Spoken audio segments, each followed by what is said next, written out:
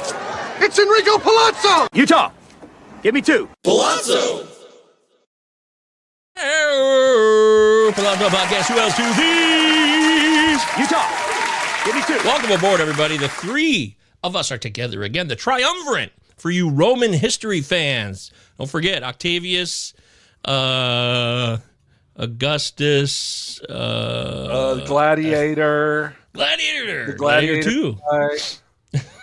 Welcome in, everybody. What was his name? Maximus Uranimus or something? I don't know. That's right. Maximus. My name is Maximus Decimus Meridius or something like that. Anyways, we got Michael, myself, Britton over there, and Mike Virginia's back in his house. What's up, Mikey? Glad to have you back. I saw the pictures from your opening day. Not your opening day, but your very first ever game that you took your son to at Camden Yards Sunday. How was it? It was phenomenal. And technically you're not wrong because it was kids opening day in Camden Yards. So Yay!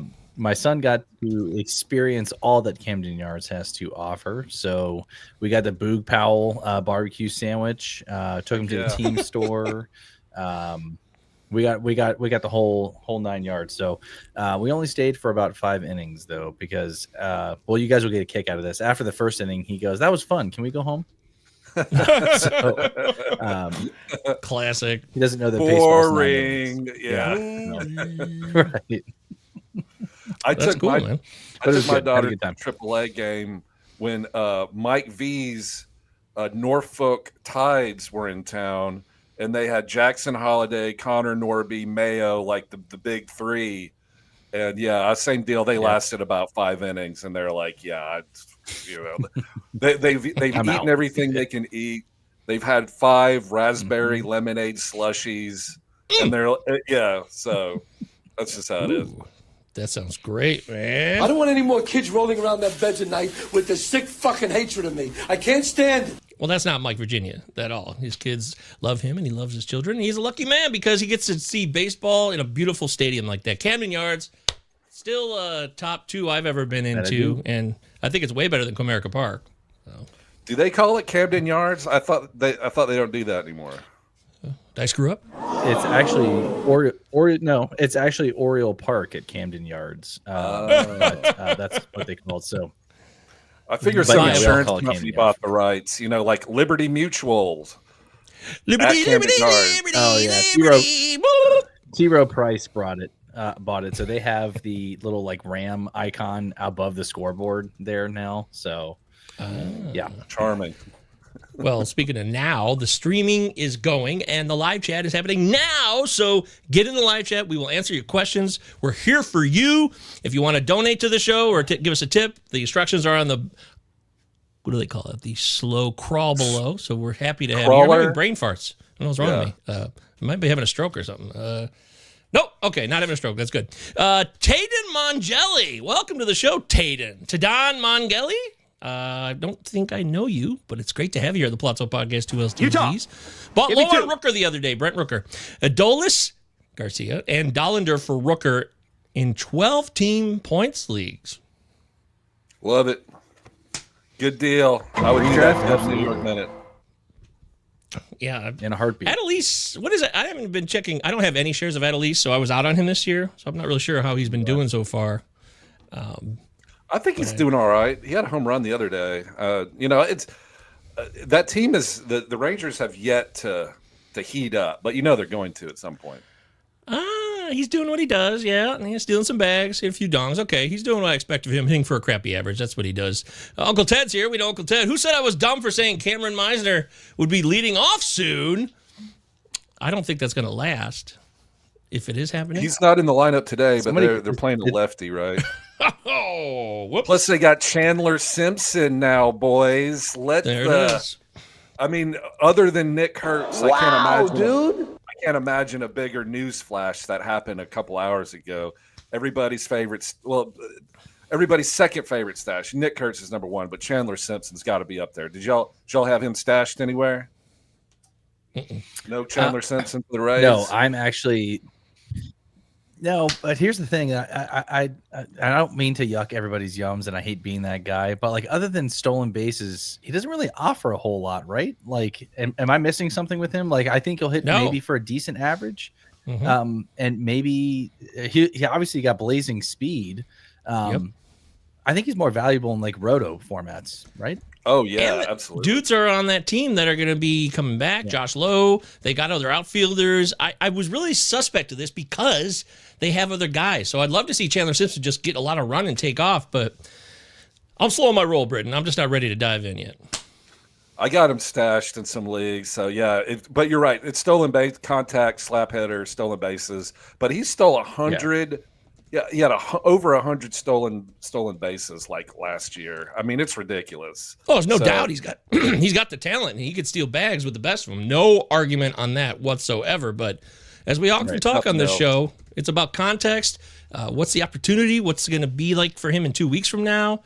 We can't predict the future, but I am thinking about that. Oh shit, Mike! Do you see this special moment just for you?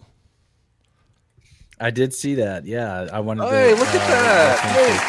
But Eddie, thank you so much, my friend. Really, really appreciate it, man. Always been a staple on this show with the comments and the questions, and really sheriffing the live chat here, my friend. So thank you very much. I greatly appreciate it. Thank you for everything that you showed. I heard you showed some love to the boys last week when I wasn't here. So really appreciate it, man. Thank you so much. Super generous. Yeah. Hell yes. And here's your drop, Ed. That it is, Edward. That it is indeed. God, I love that. You got to give him two. That is. Oh yeah. Utah, give me 2. There you go, Eddie. Thank you again so much. Chandler Simpson will make up for the power hitters who don't run and good batting average too. Yeah, if you lost like Victor Robles and you were hoping that you're getting 30 stolen bags and a good average out of Victor Robles, who's now injured, Chandler Simpson is probably the way to go if you don't have a backup plan. So if you're one of those teams, I would say it's not a bad deal. But if you don't need stolen bases, then obviously you don't need Chandler Simpson. But that's the big focal point, right? Yeah, exactly. But if you lost Victor Robles and something else didn't work out and you need stolen bases, yeah, I'd say go ahead and grab him. I mean, he can still 50 stolen bases like for the rest of the year, and that wouldn't surprise anybody at all, Oh yeah, no doubt about it. Yeah. No doubt about it. We got a lot of people in the live chat here talking. Eddie, again, thanks for the $20. If you guys want to tip or donate, scroll below. Use the scrolling scroll. Thank you, Eddie. Crawl. Pigtown Sports is here, again, Baltimore, Mike. There you go. Says naming rights are for sale though. Whatever at Camden Yards. Cool. I was actually on Pigtown Sports' podcast a couple weeks ago, if I'm not mistaken. What? So fun. And There's a pod? Did you guys know? Yeah, he has a podcast. Make sure you guys check him out. And did you guys know that is Jackson Merrill's cousin who is commenting on what? Oh, wow. Damn. Holy testicle cool. Tuesday. I did not know that. I just thought it was a Baltimore reference. I hadn't learned anything about Pigtown. Thank you, Pigtown. Welcome. And what is the show called? Pigtown Sports? I believe so. Yeah, it's been a couple weeks. But yeah, we talked baseball. We talked O's. It was a good time. Yeah. Okay. Well, let's find that. Let's listen to that. Everybody, check out Pigtown Sports' podcast and go listen to Mike. Is it on YouTube or is it just audio? YouTube. Yep, he's got his own YouTube channel. Make sure you guys check him out. Pigtown Sports. Hey, all right. Timothy's here. What's up, gents? Good to see you, Tim. Thanks for coming in. Dude? Yeah. Fantasy Sports says, hey, fellows, looking to trade for Riley. What's up, Fantasy Sports? Good to see you. Head-to-head points redraft. Muncie, LA version, and a pitcher going other way. What pitchers should I send? DeGrom, Bryce Miller, Glasnow, Ray, or Rasmussen? Man, if you can get rid of Ray, I would do that in a New York minute. Yeah, Ray and Muncie. I don't know if you're going to be able to. Yeah, that would be my. If you could trade Muncie and Robbie Ray for Austin Riley, I would love that. Are you getting a delay, Mike? Wait, I'm just going to jump in here. So he's yeah. Go ahead. I feel like can you guys? I feel like you're delayed. Yeah, I can hear you. I just feel like maybe you're getting our sound a little bit later. I'm just checking. So you got me. Yeah, I'm good. Okay. I just don't want to cut anybody off. That's all. Jump in. Hit me. Is he looking to trade for Austin Riley, or is he looking does he have Austin Riley and he's looking to trade him, or he's looking to acquire him? He's looking to trade. He's trading for Austin Riley, and the trade is going to be Max Muncy plus one of these pitchers. So the question is, which one of these pitchers should he put in the trade? You said Ray. Okay. Yeah, I think it's going to take DeGrom or Bryce Miller to get this deal done. I don't think anybody else is because like Muncy's not been good, and you're talking about Austin Riley, who's going to be a top 30 player. So I think you're going to have to. Muncy's kind of an afterthought for me. I think you got to package one of the top SPs to get him. So I think DeGrom might be the guy. Okay. And Eddie says if the owner in the other league trades you Riley for that package, he should be kicked out of the league. Wow, dude. Wow. Damn! Fired up today. Robbie Ray had a really good spring, and maybe whoever hasn't been watching, the past starts or something. I don't know, Yeah, that's true. Eddie says someone is always in last place in steals. You can always package him in a trade for a team that needs steals with Simpson. Yeah, that makes sense. I get you there. You can use it as a bargaining chip. I like thinking ahead too, like that, guys. Use a guy now, maybe trade him later. You're thinking ahead for what you could get if he does pop. So I like that. Smart, Edward. You're a very talented man. Guys, why don't we hit the business time portion of the show and give thanks and shout outs to anybody who's deserving of it? Any good shows you've heard lately? Any connections you've had with anybody in the local world of fantasy baseball? Let's hear about it. Mike Virginia.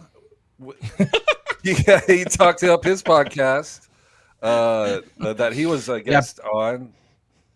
What was the name of that one again? One more shout out. Pigtown Sports. Make sure you guys go check that out. He's over there talking a lot of Orioles content. So if you're an Orioles fan, make sure you check that out. That's primarily what he talks about on his show. But Pigtown, if I'm mistaken, please let me know. But he does great work. I love his insights, and former baseball player himself. So really appreciate it. Hell yeah, that's awesome. Our Discord, I don't know why. It looks like the business time I've played forever. Oh, there it is. It's back. I found it. Sorry, everybody. There we go. Get a groove going here, Oh, yeah. It's Friday. It's Friday night. We're talking baseball. Mike Virginia, Britton Allen, Michael Govia. You guys are in the live chat. It's a good time to be alive, my friends. It truly is. Make sure you check out our Discord. Totally free. We got a channel for me. We got a channel for Mike. Britton, we can give you a channel. I never even think about that. You want a channel? Sure. You need one. Yeah. What do we call it? What would be the title of Britton's Discord channel? So many things you're into. There's a lot of options. Yeah, we'll have to send that out there, maybe on a Twitter poll or something, or X or whatever they call it. Great call. You're right. That's a great idea. Let's do that. Let's hear some ideas right now from all you folks in there. Yep. I was right. Mike said he's going to restart. He says we're chopped and screwed, but I'm getting you clear, Bryn, and I'm clear on your end. Yeah, Mike had a little bit of delay. You could tell. Yeah, I thought it was. I'm like, wait, we don't know how to do the show anymore? No, it's just Mike had some technical difficulties. He'll be right back. In the meantime as well, make sure you guys can check out the Patreon. I just posted this week a secret stash article. Gave you 12 guys to stash that I think are going to be impactful. And actually, it's funny, Britton, I don't know if I put Chandler Simpson on that one. Well, yeah, he just got called up, or at least it leaked, a couple hours ago. So, yeah, Dixon Donuts, Britton's Discord channel. That's a good one. That one would definitely. Yeah, that's definitely going to be in the leader of the pack. And Mike, you're back. You're getting us loud and clear now. Yes, thank you. All right. I think that's it. Patreon, Discord, subscribe. YouTube, we're trying to grow that. Also, please, if you've never rated the show, we could use the ratings on both Apple Podcasts and Spotify. Just give us a 5-star review. Take your friend's phone. Take your kid's phone, if your kid has one.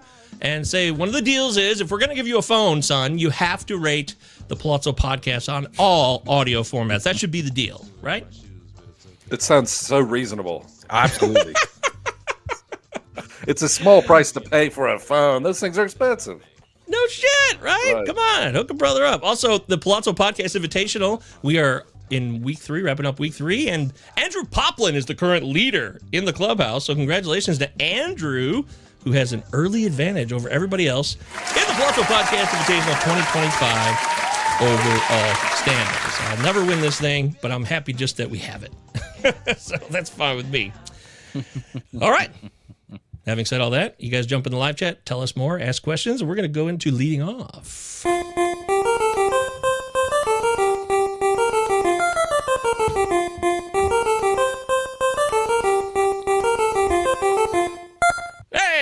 always leading off. We give you the catch of the day. Our first catch of the day. So, Mike, you're back. I'm back. Britton's back. All three of us here doing the catch of the day. Has anything stood out to you recently that you want to jump in with? Well, we already talked about Chandler Simpson with him getting the call up, which seems to be the most buzzworthy news of the day, and rightfully so. If you guys need speed, we already talked about it and are just jumping in. If you guys need speed, add him. But more specifically, I think he's probably a roto type player, at least to start. So we have in the show sheet here too, Cal Raleigh, 8 dongs, the big dumper, who I know both of you gentlemen were in on heading into the season. So he is looking like the real deal and putting the Seattle Mariners offense on his back. Do you guys have, how many shares of Cal Raleigh do you guys have? 1. I've got a few. I did the draft go for catchers early situation. So he would have been one of the take. I think he would have been one of those guys. Yeah, he was definitely a good target. Just because every year it's like 30 home runs. That like every year he hits more home runs. He gets better. So his batting average sucks, but you gotta figure that out. But if he hits like 240, I mean that'd be amazing. He's like the Eugenio Suarez of catchers. Yeah. But you're getting something out of it. Like most catchers just hit 220 and don't give you S. Right. Or maybe 10 home runs. Like at least with Kyle Raleigh, he's going to bat second or third. He's going to hit 30 home runs because that's what he's done for the past 3 years and everything that goes, RBIs and all that kind of stuff. So at least you're getting the other stuff with Cal. Whereas if you had, you waited on, Jonah Heim or, waited late on a catcher, you're not getting anything really, Nope. Well, I like Jonah Heim. Don't disrespect Heim. I know. That's so random. I like him too. I don't know why I threw him out there. There's so many catchers. Connor Wong, he burned me so far. That's been a bummer. Hopefully he can come back and be healthy. But with all the catcher chaos I've seen this year so far, having a guy like Cal Raleigh makes a huge, huge difference. And boy, I wish I had more shares. But that's life. I got to move on. Nothing I can do about it. Hey, there are a couple other call-ups we need to talk about. Obviously, Chandler Simpson for the Rays is the headliner. But the Twins, because Matt Wallner went on the IL, it looks like Willie Castro is about to go on the IL. They called up a hitter named Luke Keeschel, and I actually went to the Minnesota Twins websites to pronounce that correctly. Yes. Way to go. Luke Keeschel. Great job. He got called up. He's actually DHing today in the Twins lineup, so keep your eye on Luke Keeschel. He's a top 100 prospect for the Twins, the Minnesota Twins, and it looks like the Brewers called up Caleb Durbin, who also was, thought was going to make the team out of spring training. He actually did not, but now he's been called up, starting third base. Caleb Durbin for the Brewers. Do y'all have any interest in Caleb Durbin or Luke Keeschel? I have interest in Durbin. Murphy did come out today and said that he would be the starting third baseman for the quote-unquote foreseeable future. So sounds like his leash is going to be extremely long there in Milwaukee. So if I had to pick between the two, and I think if you guys didn't check it out, Gove did a quick little snippet, a minute video on both of these guys. Make sure you guys check it out and like it. It would help us out a lot. Give it a thumbs up. And comment on it as well. But I agree with Gove as well. Little spoiler alert. I'm in on Durbin. Keeschel is more of a wait and see thing for me. Not saying he won't be good, but I don't know if he's getting consistent playing time, especially with Brooks Lee in the mix as well. So Durbin for me is very interesting because I do like that Brewers lineup, and I do think that they haven't hit their stride yet either fully. So adding him to the mix, I think, is something that I want to be in on in that Brewers lineup. So if everyone's staying healthy, I think he has real value. So if you need third base, go get Durbin. Keeschel is more of a wait and see, but maybe an add in deeper formats.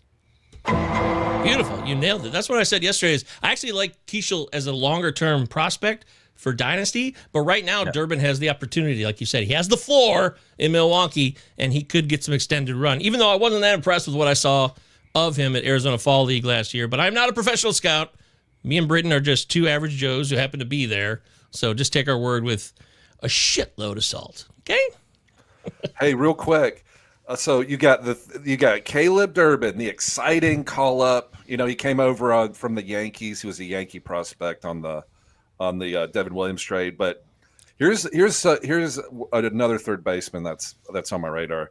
The Washington Nationals, Ahmed Rosario. Look, I get it. Nobody wants to pick up Ahmed Rosario, but he's batting third for the Nationals. He's going to get full-time plate appearances at third base. Abrams is on the IL, and Paul DeYoung got hit in the face. So there's plenty of plate appearances. They're both on the IL. So Ahmad Rosario, would you rather have Ahmad Rosario batting third for the Nationals or Caleb Durbin batting, I don't know, 8th or 9th for the Brewers? What do you think, Mike V? I'd go Durbin for me. I don't think it's particularly close either. I think Rosario is a fine real life player. I don't know if he gives us much in terms of fantasy value. So I think if you're in a really, really deep league and you need something, I say what the hell, go for it. But I'm banking on the prospect pedigree here with Durbin.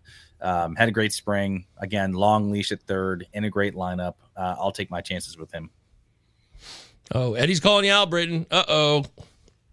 Give up on Ahmed. Yeah. How old is he? I feel like he's been, around for forever, but I think he's 30. Is he's he 30? Not 38 yet. He's still right there where there's years left. But I'd rather take Durbin myself. And I also like a guy on that roster, by the way, since we're talking Nats, which we often do, it seems. We talk a lot of Nats on this show. I love some Nats.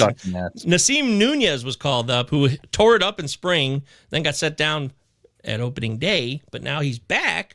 Great OBP guy. Excellent walk rate. Doesn't have a ton of power, though, but can steal some bags. So in OBP leagues, Nasim Nunez should at least be mentioned. But there's also the guy who got called up by the White Sox, who we're not talking about. As Uncle Ted says, Edgar Quero is the top call-up by far in his opinion. He's a catching prospect for the White Sox. Everybody knows about Kyle Teal, who they got from the Red Sox in the Crochet deal, but Quero's a guy who's also torn it up and has some potential on a bad White Sox team where he could play every day. Yeah, they're going to give him some long run there too, but I don't know. Is it worth owning a guy for the White Sox as a catcher? But, Chase Meadroth has actually been he's been pretty decent. I have a couple shares of him in some really deep leagues, but great OBP guy as well. But I'll be honest, I don't know much about the catcher for the White Sox. I do know about Teal, but I don't know much about this guy. So, but yeah, I think if you're playing some 22. deep formats, he's okay. He's still young. So. Young guy, yep. Yeah, he's been tearing it up in AAA, so they called him up to give it a shot. But you're right. I mean, if you're in a one catcher league, 12-team redraft, you don't need to worry about it. But two catcher, yeah, I think he's definitely worth a look. But most catchers, when most catchers come up, and the team context is so terrible. It really is. Yeah, but he's a top prospect. Mm-hmm. Sorry, Uncle Ted. Yeah, that 89 wins is getting farther and farther away, my friend, for those White Sox.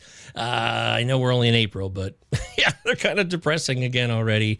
They DFA'd Mike Clevenger, so that experiment is over.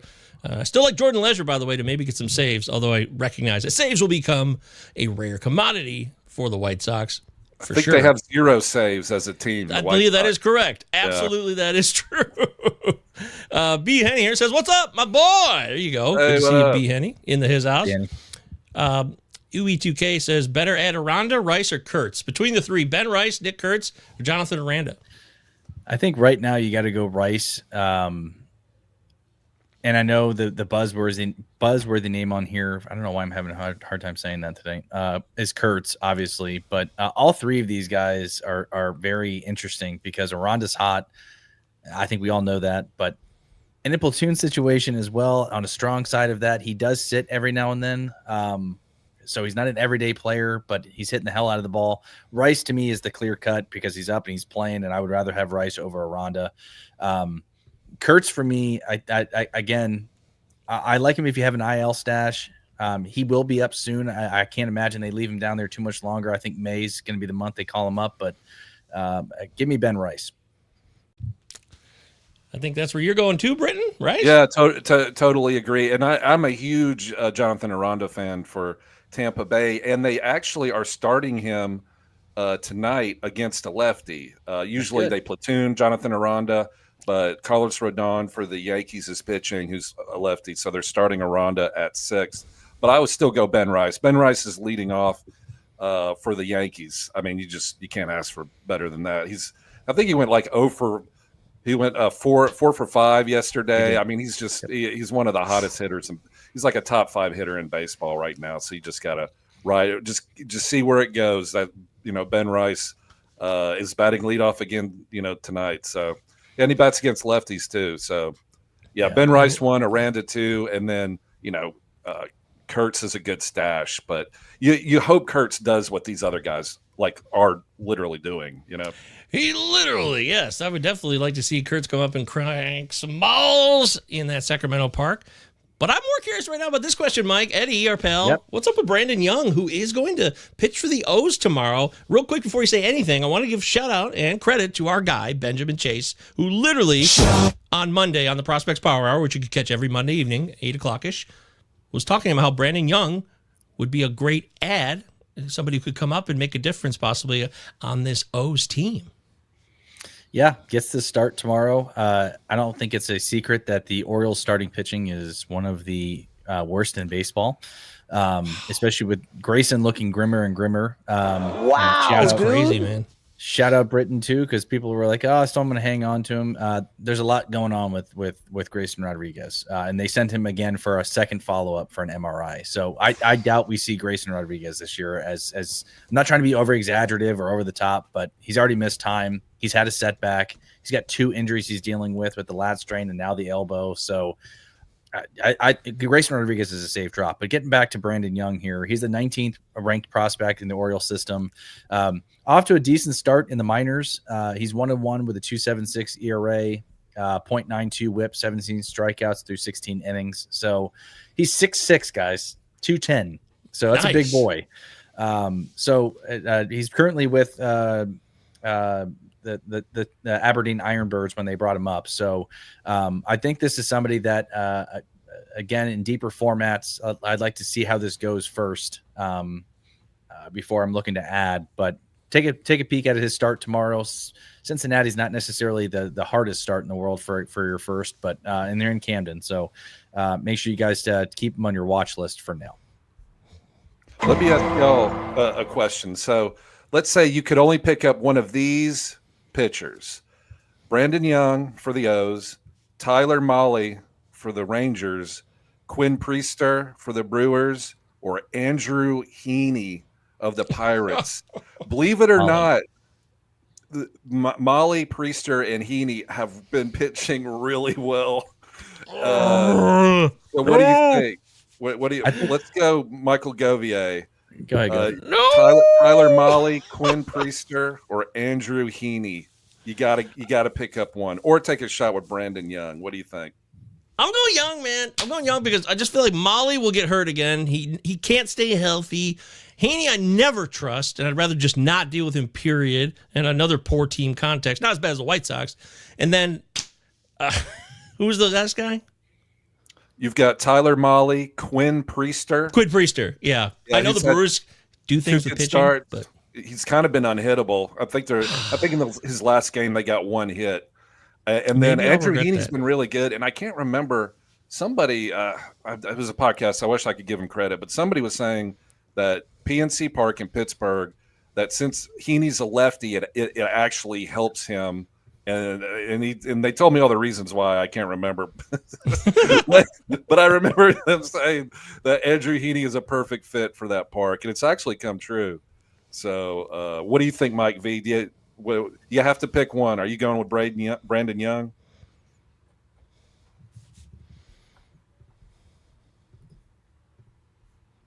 Hello? Mikey, you there?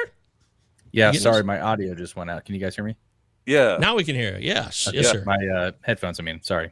What was the question? All right, so I heard the question, what you have for me for the pitchers. I'm going Mahle, and it's not anywhere near close. I know that Gove said with the whole thing with the injuries, and I do agree with that. But if we're talking about right now, it is extremely hard to ignore what he's been doing right now. And we have seen 210 strikeouts from him when he was healthy, when he last was healthy with Cincinnati. I'm not saying he's going to get anywhere near that, but clearly he's had a comeback season so far with Texas. I think what he's done recently, I think he does not need to be on anybody's waiver wire right now. Take a shot. With starting pitchers as well. If you need to add something to your back end rotation, here's the thing: you're adding any of these guys as a ride the wave type, anyways. So if they don't perform, you can cut them right now or cut them after they have a couple bad starts. But I went and picked up Molly where I could. It's not like he came out of nowhere. We've seen it. He just hasn't been able to stay healthy, to Ghost's point. But he's 3-0 with a .92 ERA. And you can see the walk percentage is not great there. Fastball velocity as well. But look at everything else there. I mean, that's pretty decent for a guy that you're picking up off the waiver wire. So he does get a tough matchup tomorrow with the Dodgers, which I would probably be, or sorry, Sunday, I believe is when he pitches. I'd probably be looking to avoid that towards the end of the week. But Gove, if he pitches well and shoves against the Dodgers, would that change your mind at all? I don't have any doubt about his talent. I'm with you on that. I just worry that I can't trust him to stay healthy. But if he's a guy that is at the end of your bench or is not one of your top 4 or 5 starting pitchers, then sure, yeah, why not? I've played the game for too long, and I believe I am a little too emotionally connected, and it's clouding ever so slightly my judgment with Tyler Mahle. I admit that. You look at his fastball velocity there; it's definitely not that great. So his breaking stuff must be that much better. Of course, there's a lot of things, arm slot and how well he hides the ball and all that stuff. How much does that impact the situation? But I do wonder if he's getting a bit luckier right now because he does have a Sierra of 3.72 compared to the .92, which does give me pause that, of course, he's not a 1 ERA pitcher, but he might be getting a little lucky right now too. But if you still have a guy with the ERA under 4, that's great. Yeah, definitely. Yep. He's definitely worth a shot the way he's pitching. Is he going to get blown up? Of course. At some point he is. But if you get a few more good starts, you're off the waiver wire like a starting pitcher off the waiver wire like that. That's good stuff. But hey, I wanted to ask y'all real quick: did you happen to watch the Cubs? Yes. I was working. I only heard about it through all the text I was in. Every text thread I was in, I was seeing notifications about, oh my God, 10 runs. Oh my God, another home run. So I heard about it, but did not see it. Yeah, I watched the whole thing. It was a lot of fun. But if you started Porter Hodge, just don't look at your ERA like I did. I have an auto new league and we have to start 5 relievers. It's over, dude. And I looked at Porter Hodge. I'm done, Britton. You and I have been big on Porter Hodge. I'm out. I actually dropped him in a couple of leagues last weekend because I'm like, this guy's just not going to close right now. But there was one league where I kept him, and he was in my starting lineup today, so I had to eat that terrible outing from Porter Hodge. Thank you so much. I dropped him off. Oh, that was a toughie, man. Yeah, I did it too.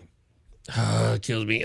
We also have lots of commentary here. This one, Fantasy Sports, says, one of my teams, I have 3 players hit paternity leave today with Ohtani, Brenton Doyle, and Nick Lodolo, all banging 9 months ago, popping out baseball kids, which is great. So that's hilarious. Yeah, 9 months. You know what ended up happening with all these guys? You know what happened?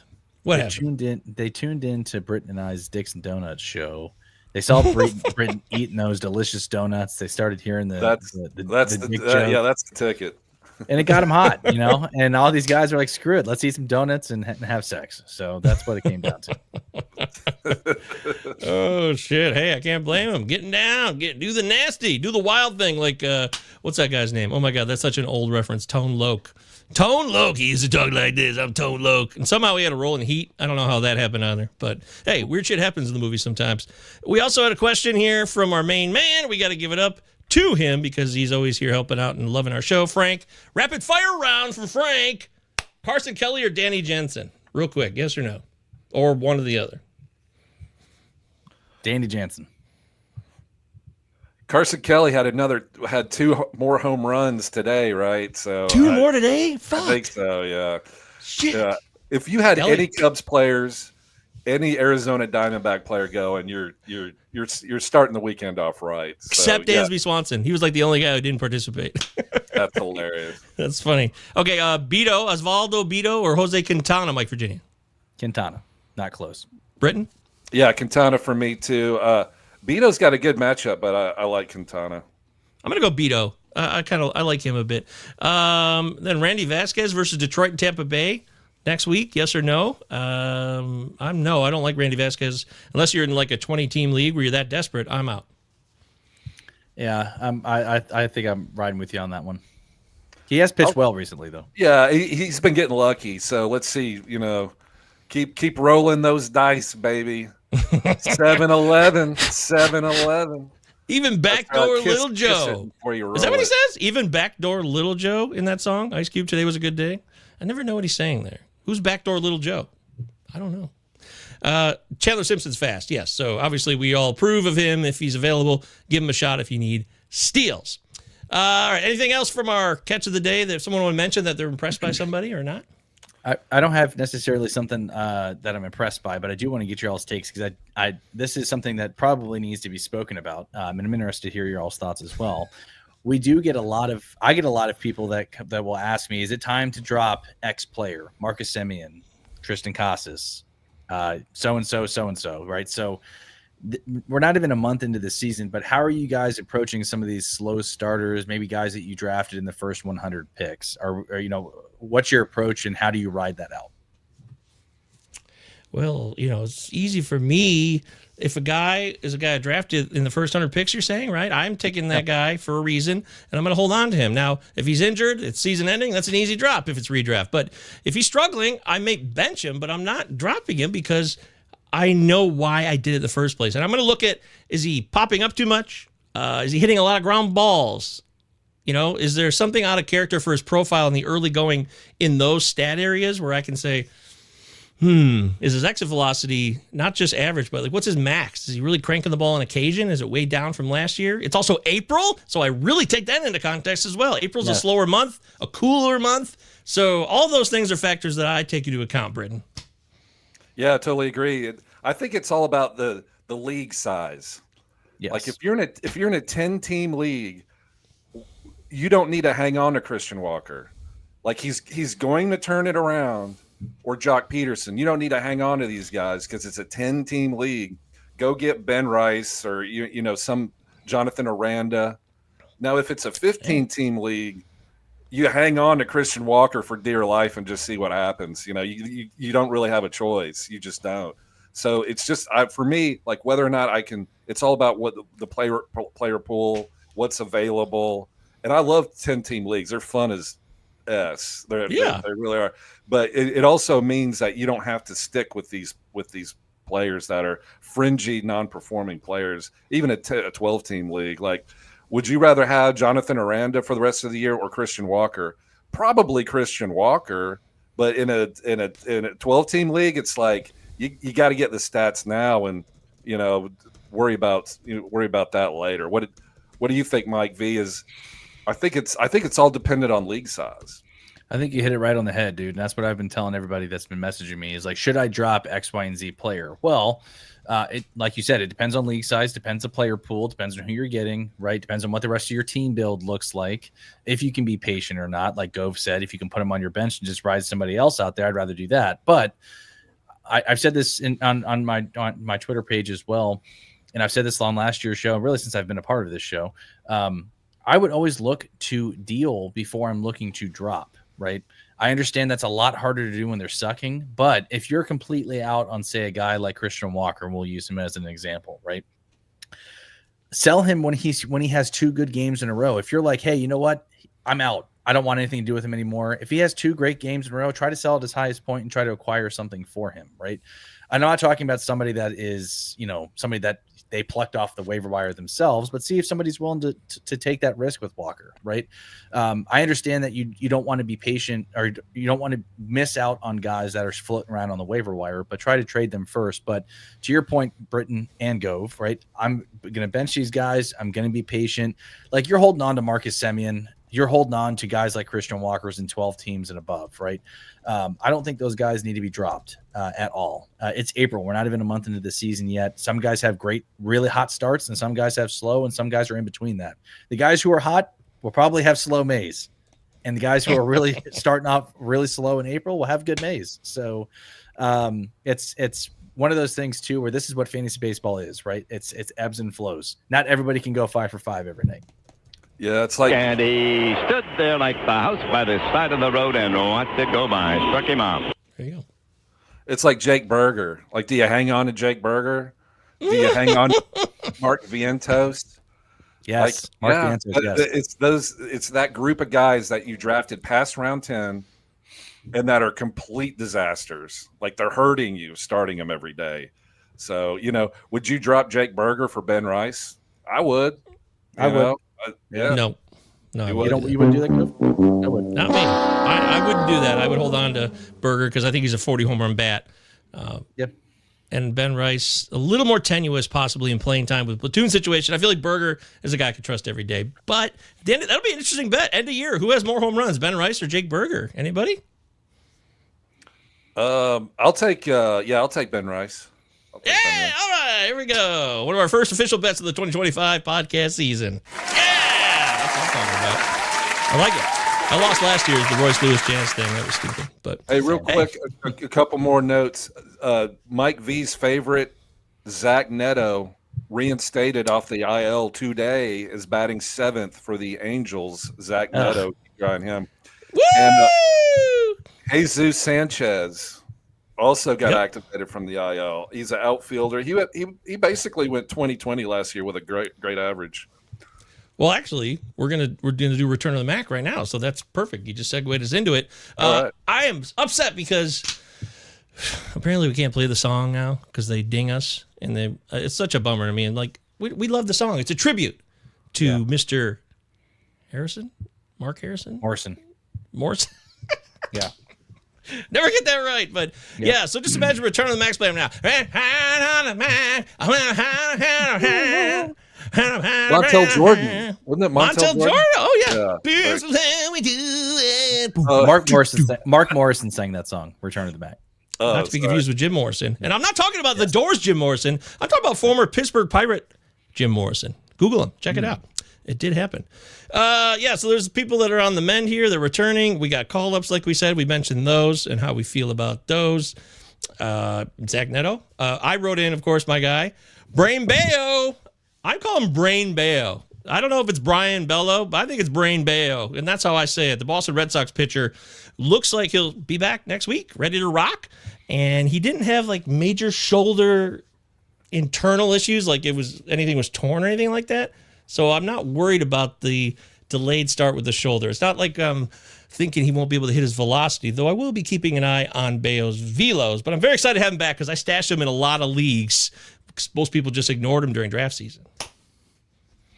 Yeah. He comes back next week. That's a good point. It's kind of wait and see for me. Like, I think he has all of the talent in the world, but he's one of those guys. Didn't he have one game when he struck out like 14 guys, but he gave up like 7 earned runs or something like that? I remember that game last year. Yeah, absolutely. Yeah. Yep. Like that's him in a nutshell, right? He just has these like ups and down games, and I think it's one of those ones where like he's got a better team hitting behind him. But I need to see it first before I'm ready to add. Fair. Any Bayo for you, Britton? Not really. Next. No, he gets crushed. So I gotta see some good stuff. He's on an arc. I'm telling you, he's on the move upwards. He's going places, and that shoulder's not a problem. He should have his best year this year. He really should. Brain Bayo, give it to me. I'm locking him in. I'll go down with the ship, the Bayo ship, if you will. Not so silent majority says Burgermeister. That's right. This is a tasty burger. That's right. There you go. Eddie wants us to know that Bernie Williams never heated up until June. Okay. Good to know. I wonder, Bernie was a guy you would draft in fantasy. I mean, I would have wanted him. Got some batting average, some pop, sold some bags. Yeah, I don't know. Good team concept in the 90s. Hell yeah. That was great. Yep. All right. Who else is coming back? Return of the Mac. Mike, who else we got going? White Langford could possibly return this week, this weekend. he's went on a rehab assignment yesterday, so we could see Wyatt Langford back, which I know a lot of people were very in on him to start the season. Looks like he was going to spend a minimum stint on the IL, which is good. So obviously big news. He had a home run and a rehab start the other day too, so it looks like he's ready to come right There back. you go. Yep. Oh, that's great. We talked about Zach Neto. I don't like the fact that he's batting 7th, but he did go 20-30 last year, so take that for what it's worth. First round pick. I'm your Huckleberry. Yeah, that's right. I'll be your Huckleberry. Acuna looks to be on track to return to early May, so that looks to be promising for those of you guys who drafted Acuna a couple more weeks, and he's back. Not injured, guys, but Mr. Chris Bassett, the return of the 2023 version of Chris Bassett, has returned. Fire! He looks phenomenal. Now I'm being over the top. I don't think we'll see 2023 version. Well, he's 2023 playing well. version. Yeah, he's killing it right now. What, he had 10 he's Ks looked in really his good. last game? Yeah, like 5 innings. He was a stud. So, and my favorite player of all time in fantasy season, this fantasy season, Mason Wynn possibly returns on Tuesday. So, take that for what it's worth. Somebody in the chat mentioned that. What you were thinking about that? Were you excited? No, not excited at all. But he will be back. Yeah, I'm not happy. He's a guy who likes Thomas Saggisi. That'll probably affect his value, which is a bummer for me. So if you've been targeting Saggisi or have him in redraft, he's going to lose playing time. Nolan Gorman came back up. Mason Wynn returns. Bummer for me. Total buzzkill. Real quick here, Frank, this is the easy question. Mike Clevenger was designated for assignment. Who will be the closer for the White Sox? And are any of them worth picking up at all? I think Jordan Leisure is a guy that's worth a spec ad, but that's it. Otherwise, I got nothing.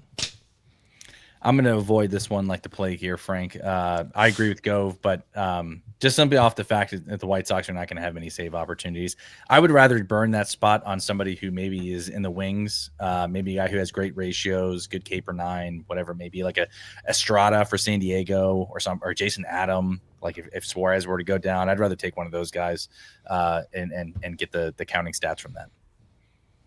Yeah, I'd say Jordan Leisure Suit Larry. Shout out Sierra Woo! Entertainment. That's right. Leisure Suit Larry. That's right. Yeah, Jordan Leisure will be the first in line, I think, when they DFA Clevenger, which is hilarious.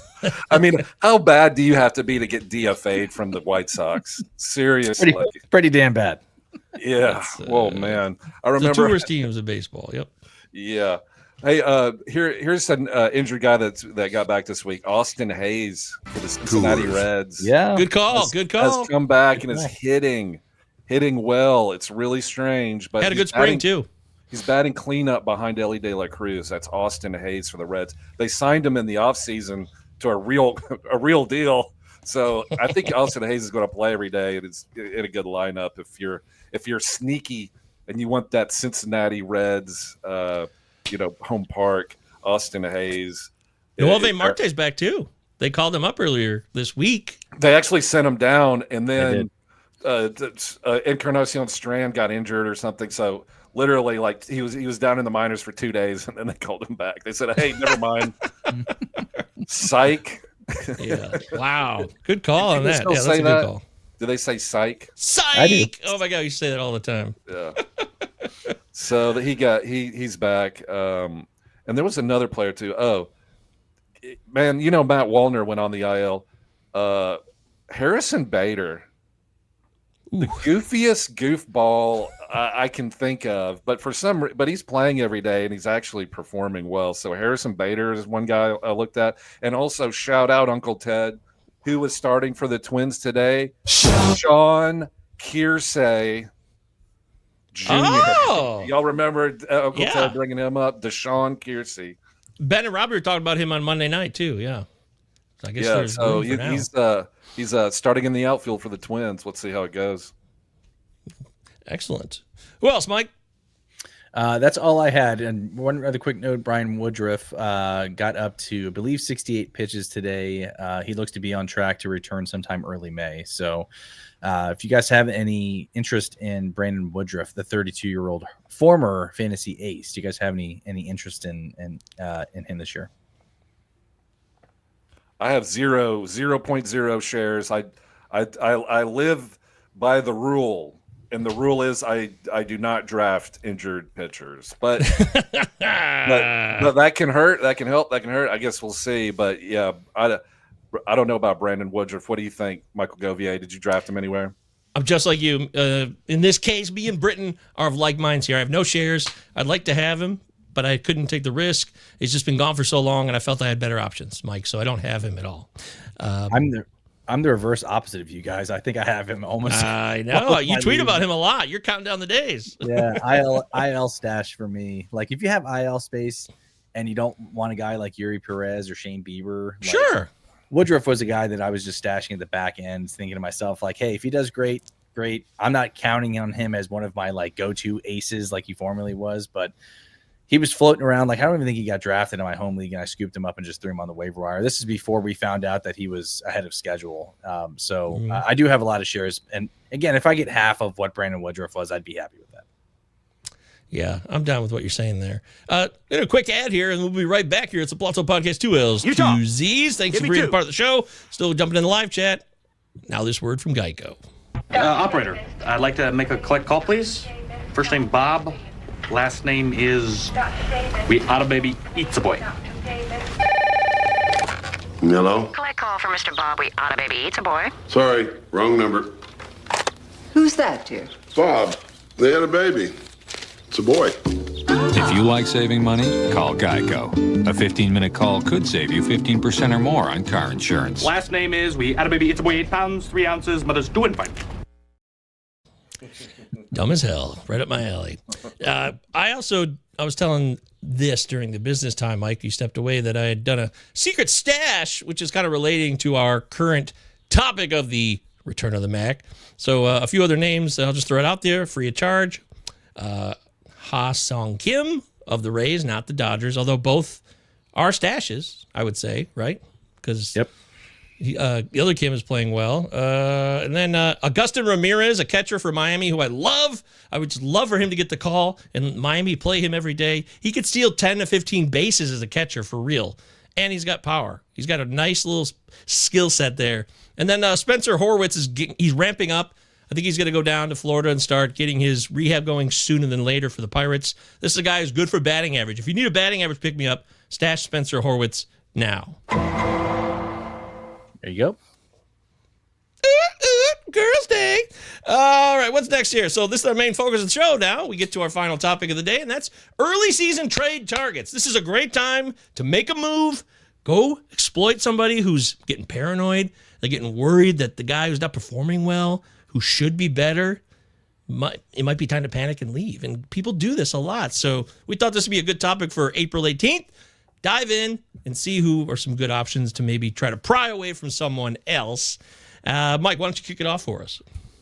Yeah, I got a couple guys I wanted to chat about. First one here was William Contreras of the Brewers. If you're somebody who did not draft catcher and are hurting at catcher, throw a couple trades out for him. And the reason why I say him too is because he obviously got off to a slow start to the season. But if you actually look at his last 2 weeks, he's actually been a lot better. So maybe the window is starting to close there a little bit for him. But he's a guy that I like as a potential trade target, especially if you need catcher. Over the last 2 weeks, though, he's hitting .325 with 3 homers and 11 RBIs, but got off to a slow start.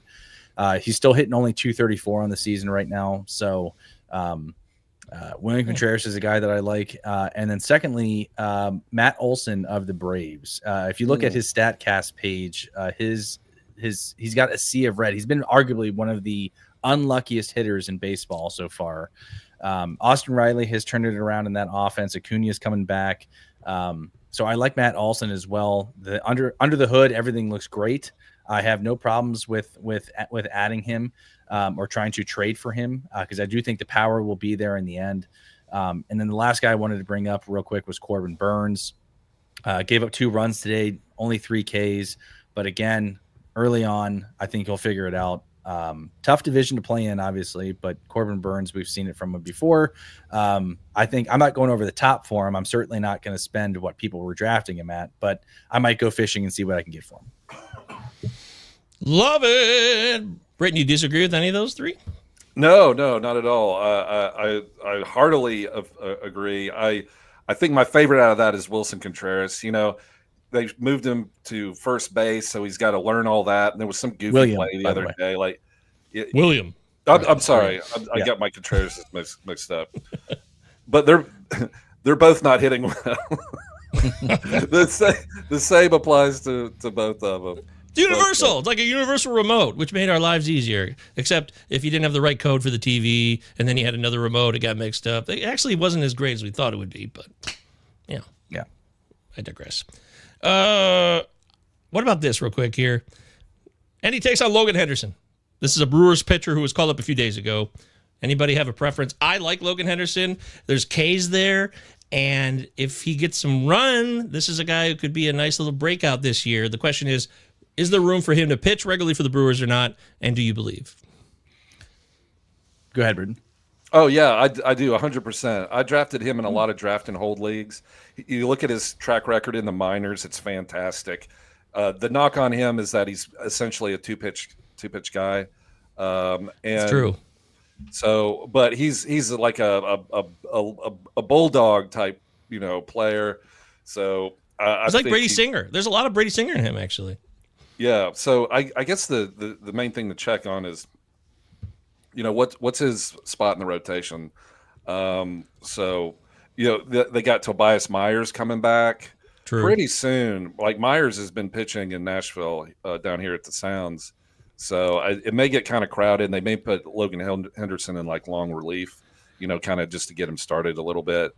But sorry, go ahead. I was going to say, I actually agree with that wholeheartedly. I know he got called up, but I haven't seen where they announced that he's going to be starting. So I actually do think that Britton's onto something. I regardless of the rotation where it currently stands right now, I don't think, maybe he'll be an opener, a long reliever, whatever it may be, but until I see that he actually gets announced as getting the start, I'm not sure what I'm doing with him yet. Have you guys seen anything on that? I haven't seen where he's slated to pitch. I saw one thing. It looked like he was slated to possibly start Sunday, and I can't remember the source, though, but I did see that. The fact that he hasn't pitched in relief yet and he's been up for a few days, that would make sense, but I can't guarantee that. But hopefully Logan Henderson gets some run and starts Sunday for the Brewers on a beautiful day in Milwaukee, when they take on the team known as the Athletics. Oh, watch out for Tyler Soderstrom. Who? Yeah, they have an open spot on Sunday for the Brewers. So it's either going to be Tyler Alexander or Logan Henderson, or maybe they call up Myers. And I think Myers just pitched, so that's probably not going to happen. So I think your first instinct on Myers being up next week is the way to go there. And see what Henderson does Sunday. He might raise some fab bids if people are interested in Henderson if he pitches well on Sunday against the A's.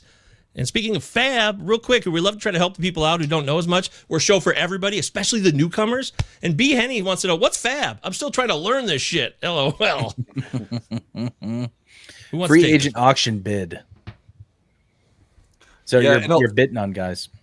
Yeah, it's in some leagues, like especially NFBC leagues, you get a $1,000 budget, and during the course of the year, you can bid on players. Like on Sundays, usually when they run it. But a lot of leagues, like your 10-team, 12-team leagues, like my first league ever was the fastest finger league. I loved it. No, there was no bidding. There was no wait period. Whoever got to the computer first for a call up and add that player, that's how that worked. The guys who had just had kids always had the advantage because they were up at 3 a.m., maybe taking care of the kid or something like that, right? I remember when Jordan Alvarez got called up, I just happened to be sitting at my computer. It was during the day, and I just got that notice. And it was an ESPN league, and I ran over and my heart's pumping like 1,000 miles a second, and I'm like, oh god, and I was the first one to get Jordan Alvarez. So it was very exciting. So, and just for the record, Britton is not describing sex; he's describing a pickup on the waiver wire. That's right. That's right. It was a lot more exciting at that time than sex. Just kidding. Hey-o. But no, a lot of leagues do budgets, meaning at the end of the week, everybody gets a chance to bid. So it kind of, it's more fair because everybody has a chance to bid. Whereas more strategy too. More how strategy. Much you spend. Do I spend it now? Do I save it for later? Will someone get called up at a point and I should save that $5 for later? I like it just because of that angle, but I've played a lot of those quick finger leagues, Britton. I definitely have. No doubt about it. My home league is still that way. Believe it or not, my home league is still a quick finger league. Mine too. Mine too, Mike. Mike. It's like the Wild West. I love People it. refuse to go off it, man. When Chandler Simpson got the call, we have a group chat. Everyone's like, "You motherfucker!" You know what I mean? You got to this guy before me. That's how I got Caleb Durbin yesterday. Yeah. What a great feeling if you're the first one. You I know, right? Right, exactly. And these guys would be like, I was in a meeting at work. I didn't, you know, it was Christopher Morel when he got called up for the Cubs when he was playing. Oh, yeah. I remember running out of work to go to my phone to add him, and I'm all out of breath. Everyone's like, Mike, can I talk to you for a second? I'm like, I got to get to my phone. I can't talk right now. That's awesome. Yeah, we still do waivers in my home league, and every year it's like maybe we'll get to Fab. Maybe in another 10 years they might try to open their minds to it, but I don't expect that to happen. For me, I put him on the cover, and just to make it clear, Mark Vientos is a guy I think you should try to acquire now. This was a couple days ago, but he had 9 walks to 12 Ks. So he got a great K to walk ratio. It's just a matter of the power coming through, and that the Mets are playing well. So there's a team context there where I expect more offense to come after this month. So if someone's like, Vientos has me bummed out, I'm out, I would try to go get Mark Vientos now. Agreed, 100%. Yeah, I wrote him down too. I think that's a great call from Govier, third baseman Mark Vientos for the Mets. And Juan Soto hadn't gotten going either, and then apparently he made some comment about not having Aaron Judge and getting different pitches, and of course that sends all the New York media into a frenzied zombie spree. Blood in the water. They're gnawing at his head for saying. Yep. I was like, it was literally like the most innocuous thing in the world. Like, I get pitched different because their pitchers aren't worried about Aaron Judge. Well, that's true. And that's no shade on Pete Alonso. I mean, it's just a true statement. Now, should he have said it? I don't know. But I can't think of it's just not being a big deal. That's what I thought. What did you guys hear about that? I did. That's a knock on Pete Alonso, though. Was it? I didn't take it that way at all. I wouldn't have taken it that way either, but that's a knock. He's pretty much saying I get pitched differently because the guy behind me is not as good as Aaron Judge. So, which ironically, Pete Alonso's been better. Yes, he's been good this season. Yeah. He's been good. So, should he have said it? No, but at the same time, too, is it a big deal? No. So, the other thing with this whole thing with the Mets and Gov, I love the Vientos call because I'm so with you on that. Yeah, this dude hit 30 bombs as a rookie. Francisco Lindor is a guy who hasn't gotten it fully going yet, although he's starting to show signs of turning it around. He's had a good past couple games.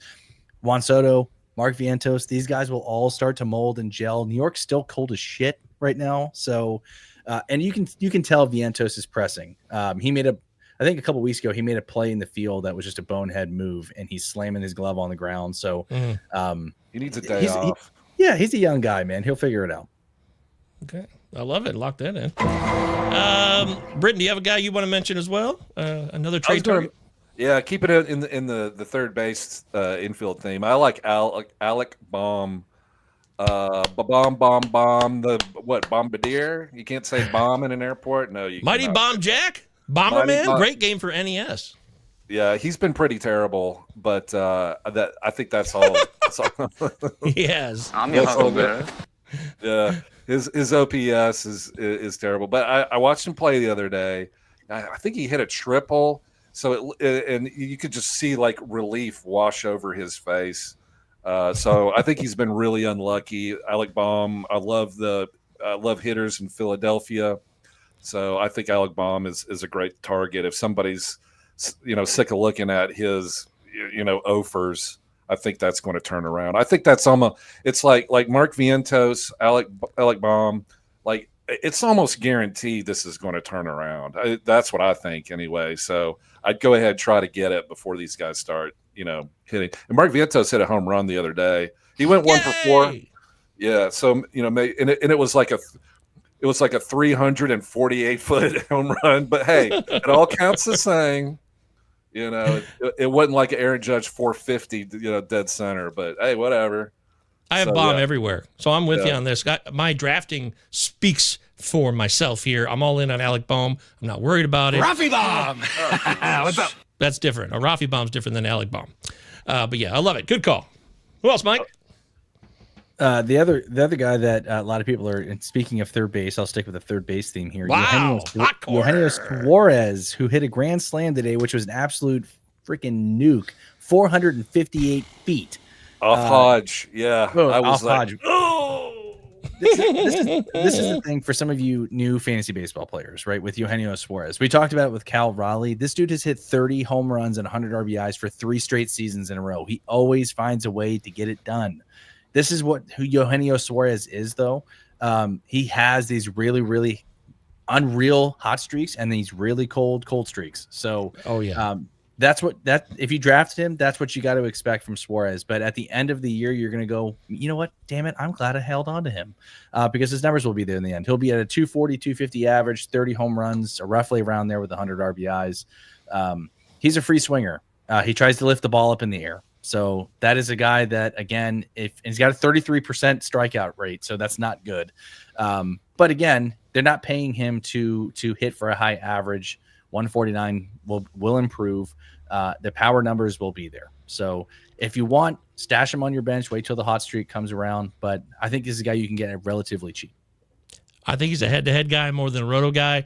Again, I've been saying this a lot on the show over the last couple months. Streaky guy. Give me the streaky guys in head-to-head. The roto volume of home runs will be there, but that batting average, a little too worrisome for me. So I think more of a head-to-head run and then maybe dump him before he gets cold, which is almost impossible to do because it's like trying to time the stock market as a day trader. It's ridiculous. You can't do it. Warren Buffett can't even do it. So I shouldn't even say that. And now I apologize for everything I just said. What about Marcus Semien? Sorry to interrupt you, Brett. No, go ahead. Just real quick on it's over, Marcus dude. Semien. It's over. I'm done. I think it's done. I'm not even piling on here. I just think Semien is done. Are you cutting the him guy straight he up? was? That's what. Okay. Not cut. From the guy he was as like a top 30, 50 player. I think those days are over.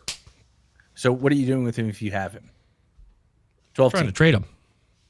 Well, remember we always, and I hear you, but we talked about it before. We don't call it his lowest point, right? So you're not going to get much for Semien if you try to trade him now.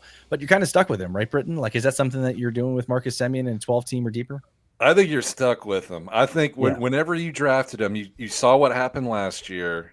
Like the storm's coming, and this is kind of it. I think he's going to heat up. I think you can't drop him. I mean, he bats leadoff for the Rangers. They're going to turn it around, I think. So yeah, I think you just got to stick with Marcus Semien for the Rangers and just wait. Just you just got to wait it out. Okay. Yeah. I agree with both of your all's takes. I don't think we're going to see the old Marcus Semien. I think maybe those years maybe have that ship has sailed. But you're stuck with him. You're not flat out dropping him. I don't see a situation where you can if you play in 12 teams or deeper. But I think what you do is what Gove said earlier is to put him on your bench, find a replacement, wait for him to get hot, and then again you have yourself maybe a Diet Coke version of his former self, of Marcus Semien. So great job. Diet Coke. Ew. Look at this. You guys really should have a ton more subs, says Not So Silent Majority 1. You have a better show than a lot of the teams, a lot of the terms with a lot of subs.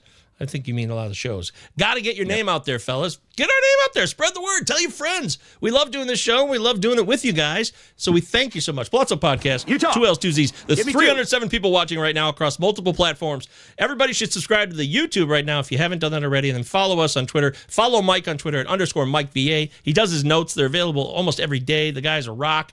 Britton's there answering your questions. He just answered a question the other day. People are offering, like, should I pick up this guy? Should I drop that guy? Twitter's your friend when it comes to fantasy baseball, and all three of us, including Ben Chase, Robbie Baseball, and not Sam Worshing, are available as well. Yeah, Sam is over on Blue Sky. Go ahead, Britton. Sorry. Oh, sorry. Hey, I want to ask y'all something real quick because I was watching the Cubs game, Arizona Diamondbacks. A lot of offense, but pour one out for Matt Shaw, who got sent down this week. He was a player I was super high on. He made the team opening day. Matt Shaw for the Cubs, third baseman. Super excited about him, but he overmatched and got sent down. So the Cubs, and I really obviously the Cubs offense is starting out gangbusters. So they have three options. The Chicago Cubs for third base: John Birdie, Gage Workman, who was their Rule 5 pick, and Vidal Brujan. Y'all remember Vidal Brujan from Miami? Tampa Bay. Tampa. He played for Miami though too for a little bit. So Vidal Brujan was a big time prospect. All speed, all day. Gage Workman is kind of like solid hitter. It does everything right, but not as well known. Then you've got good old John Birdie, who's pumping 33, 34 years old these days. I don't know. But today they started Vidal Brujan. I hope I'm saying that right. Yeah, that's good. Brujan. That's good. All right, so they started Brujan today. He had a hilarious error. One of those deals where he picked up the ball and he kind of threw it behind him by accident. It was like it was funny. So then they subbed in Workman as a defensive replacement. He let a ball go screaming by him down the third base line, and it kind of got a rally going for the Diamondbacks. So what do y'all think? I kind of like a spec ad on John Birdie just because he's going to steal bases. He's kind of the veteran of the group. So I think he may be worth $1, just because if John Birdie is the starting third baseman for the Cubs for the majority of the season, you're going to get value out of that position, I think, with the Chicago Cubs. What do y'all think? Yes, no, or just stay the heck away? I'm going to go stay the heck away. I like Birdie from a steals perspective. The Cubs lineup is interesting. I understand trying to have as many shares of that, but with Birdie, I think they're going to mix in Vidal Brujan. I know a lot of people were like, we sent down Matt Shaw for this.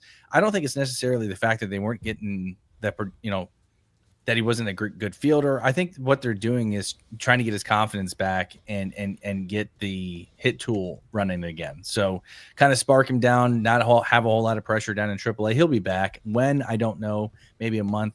If you are in a deeper league and have an NA spot available, I think it's worth holding on to Shaw. I think they're talking about it in the chat here too. He's got that weird swing with the high leg kick, and it's very, very long swing. I think you can get away with that in the minors, but I don't think you can get away with that in the majors. So he'll be like a Jackson Holiday. Yeah, he'll fix that stuff down in the minors. It's kind of like Jackson Holiday with that big high leg kick. I think he'll get down a little earlier and really work with his hands. So just my personal 2 cents on it. There's a lot of look, depending on your squad, your situation. Connor Norby came back this week. He's back. Speaking of return to the MAC, and I love Connor Norby. He's a third baseman, so I'd love to have Norby over Bertie, but that wasn't the question. I don't have Birdie anywhere, and I feel like if I have Birdie, it's going to be in a much deeper league, and I feel like that's risky for me. I would rather, I'd rather take a flyer on someone else. But I just feel like at this point, it's steals and maybe runs for Birdie at best. But in 14-teamers and deeper, I see the appeal there. I do. I just would rather avoid him if I can. But I would love Michael Busch. I think Michael Busch is hitting real well. And I know he platoons, but he's hitting consistently. And if he could play 5 days a week, that's worth it, man. Hit the button. Don't you have the Busch button? Oh, Busch! You want to head for the mountains? As Robbie Baseball does on our show. Yeah. So, and by the way, my guy, I just have to mention this because we're still on the air. Luis Ortiz already has 7 strikeouts through 4 innings, folks. Just saying. So I streamed him. There you go. That's the revenge game, right? Yeah, that's the one we're waiting for, Britton, that we talked about on Sunday. That's right.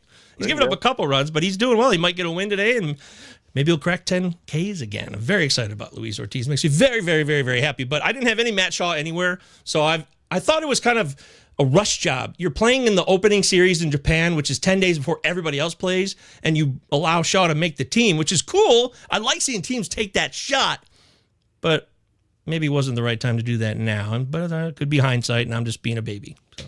He did only have a couple of weeks of spring training, too. People forget about that. He didn't have a full spring training. He came back super late due to an injury. I think it was his shoulder. Yes.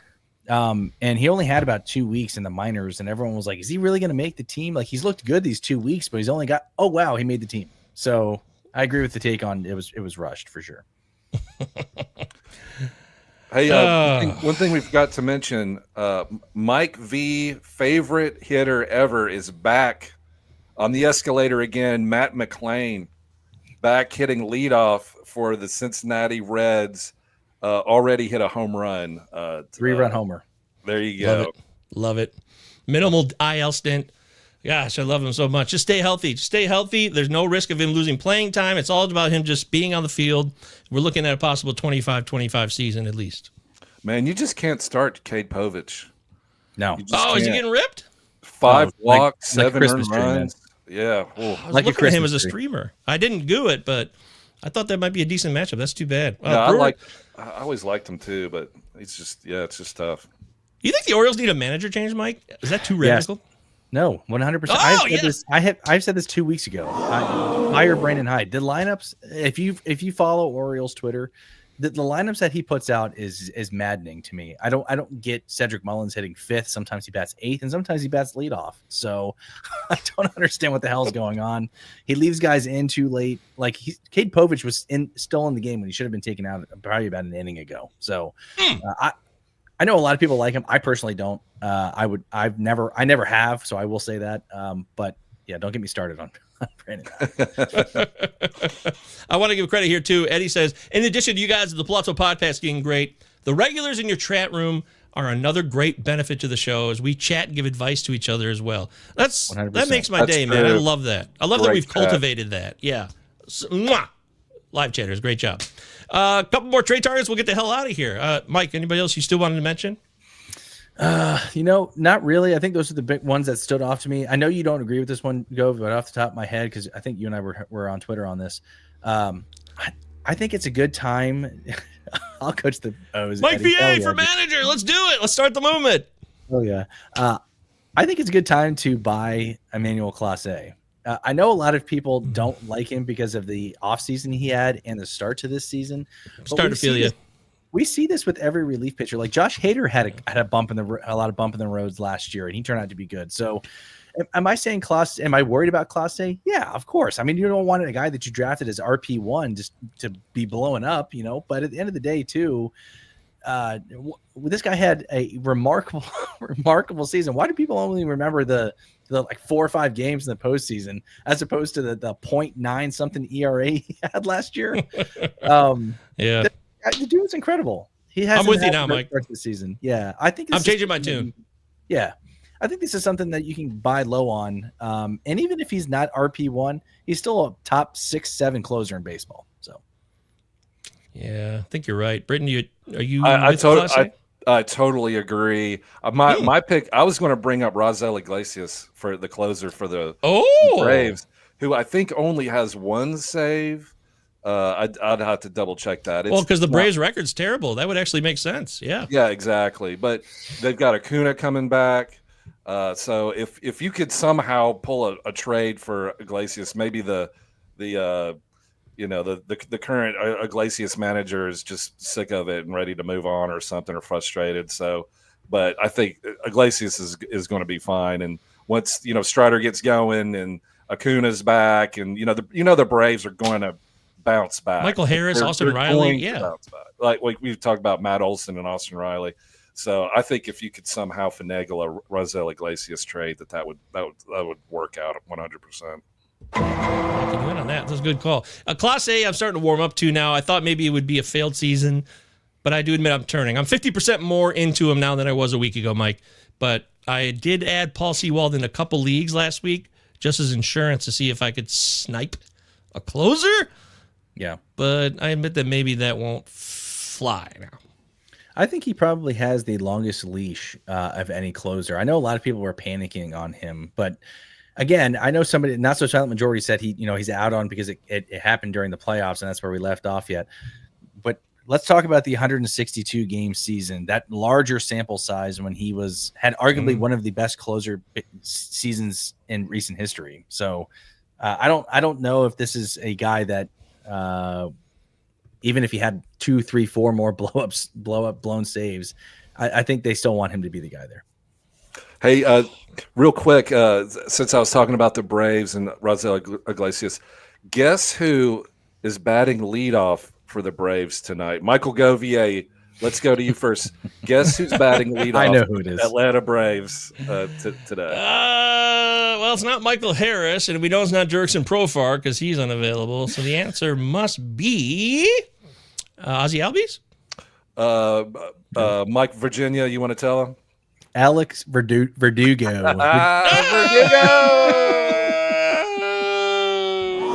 Great job. Wow, Jeez, really?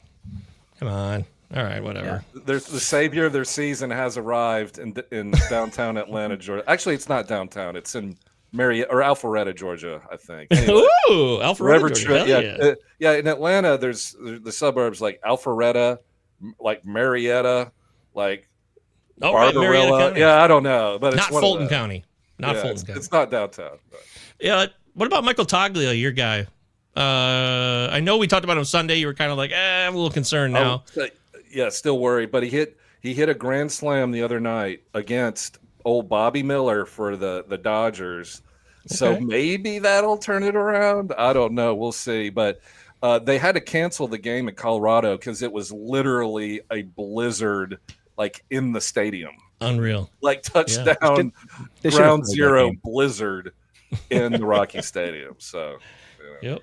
The thing with and somebody brought up Matt Mervis as well, and so I'm going to put Toglia in this same boat.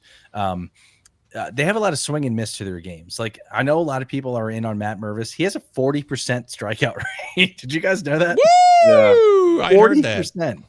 And Toglia is the same way. I mean, we saw that last year. The power is for real, and that's what you drafted him for. So, and Matt Mervis can hit the shit out of the ball when he gets a hold of it. But he's like the modern day Adam Dunn. So he's going to go 0 for 40 here in a week or two. And Matt Mervis is going to, that's just how it works. 40% strikeout rate is crazy. Oh, wow. That's crazy. What about Tristan Casas? Anybody think it's a buy low opportunity, or are you not interested? I don't have any shares of Casas, but I've probably gotten this question on Twitter the most out of anybody. Really? What's people's fascination with Tristan Casas? I don't get it. He's never been good. I don't get it. It's like Lewis Robert Jr. Like, why does anyone think he's good? He's not. He's got 6 steals so far. He's had one good season. In 5 seasons. Like, I don't get it. It's just power. With Robert, there was a report that they have table discussions for him getting traded to the Dodgers. So I think that'll surface at some point. But there was a report saying that those discussions have tabled. So, but with Tristan Casas, Britton, to your point, lefty power bat in Boston, that lineup, I think he has. I think he was on pace for 30 home runs before he got hurt last year with that injury. So I think people are still holding on to that. I get that. I've gotten this question a lot, probably out of anybody on who should I drop. It's been Tristan Casas. I'm going to hold on to him for at least through the end of April in hopes that he turns it around. After that, I'm ready to cut ties. I don't think you can drop him. Yeah, I think you got to chill. To actually acquire him, to go and get him, I'm not opposed to that. If some of you are interested, you feel you need power. Power, harder to come by, it seems. It's one of the more elusive stats now than all the other stats these days. So if you feel Casas can give you 30 dongs, which, by the way, he has a career 13% walk rate, which pretty good, and he's got a 118 career WRC plus. He's well above average. So the question is, can he just stay healthy? So I'd be interested in maybe acquiring Casas, which I think is bold. I don't have any shares, but I do admit maybe there's something worth going for there. Yeah, I don't think I'm ready to trade for him unless I get a really, really low ball offer for him. Like if I can trade a bench guy for him or something like that, and somebody's just done with him. But yeah, he's probably the most interesting one of the group people we've talked about thus far.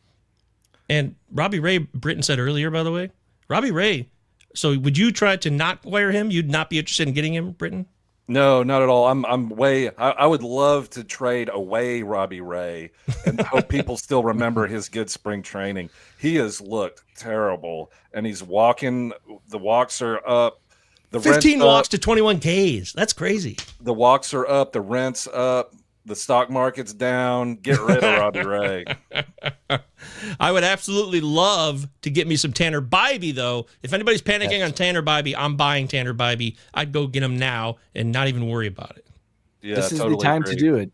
This is the time to do it because he got rocked yesterday against the O's. So perfect. This is what we mean by perfect example of buying low on a player. Is right after that game, the next day you wake up, you send the Tanner Bybee owner a trade offer, and he's probably still railing and pissed off, water cooler, like, God damn it, man, this guy sucks.